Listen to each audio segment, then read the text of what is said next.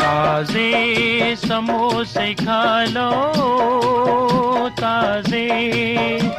मैं दिल्ली दा हलवाई, मेरी वधिया रस मलाई, मेरा जायकेदार पतीसा नाल बनदी बालूशाही।